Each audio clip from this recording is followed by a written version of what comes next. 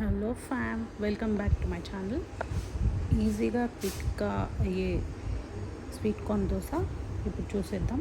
ముందుగా కావాల్సినవి పచ్చిమిర్చి, వెల్లుల్లి, జీరా, కొత్తిమీరాకు, కరివేపాకు అండ్ కార్న్స్. ముందుగా స్వీట్ కార్న్, పచ్చిమిర్చి, వెల్లుల్లి ఇవన్నీ మిక్సీ చేసుకోవాలి and fine paste and water కొంచెమే పోసుకోవాలండి. మీకు సరిపడేంత సాల్ట్ కూడా వేసుకోవాలి. ఇప్పుడే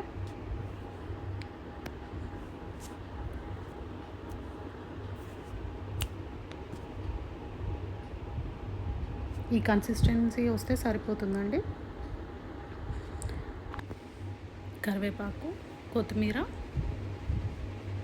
అండ్ జీరా కూడా వేయాలి. ఇప్పుడే వేసి అండ్ దీంట్లో మెయిన్ ఇంపార్టెంట్ ఏంటి అంటే రైస్ ఫ్లోర్, బియ్యం పిండి. ఇది కలిపితేనే దోశ వస్తుందండి.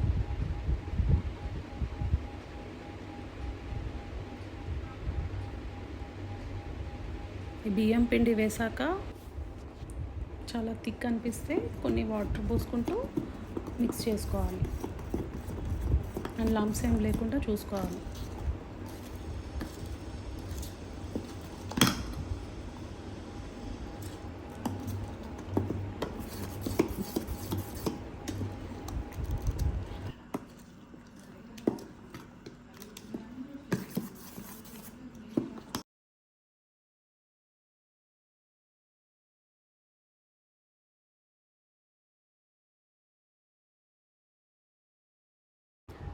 కన్సిస్టెన్సీ థిక్గా అనిపించింది, సో అందుకనే నేను వాటర్ పోసుకొని మిక్స్ చేసుకుంటున్నాను.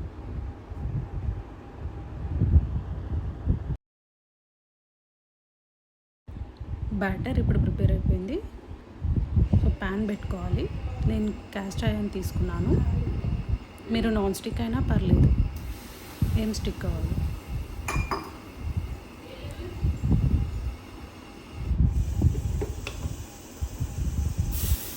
పేనం వేడెక్కాక వేసుకుంటున్నాను. కొంచెం లావుగానే వస్తుంది. నార్మల్ దోశ లాగా రాదు, ఇది లావుగానే వస్తుంది.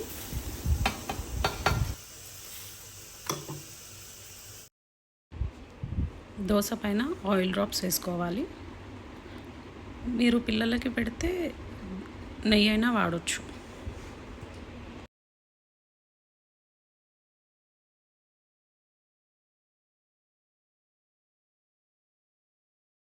ఈ దోశలోకి ఏ చట్నీ అయినా బాగుంటుంది.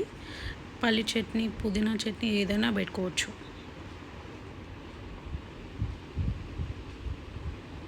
కింద మాడనివ్వకుండా చూసుకోవాలి.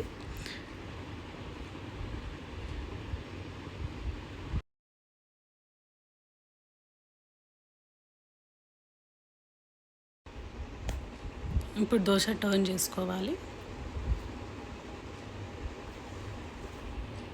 అంతే అండి, అయిపోయింది.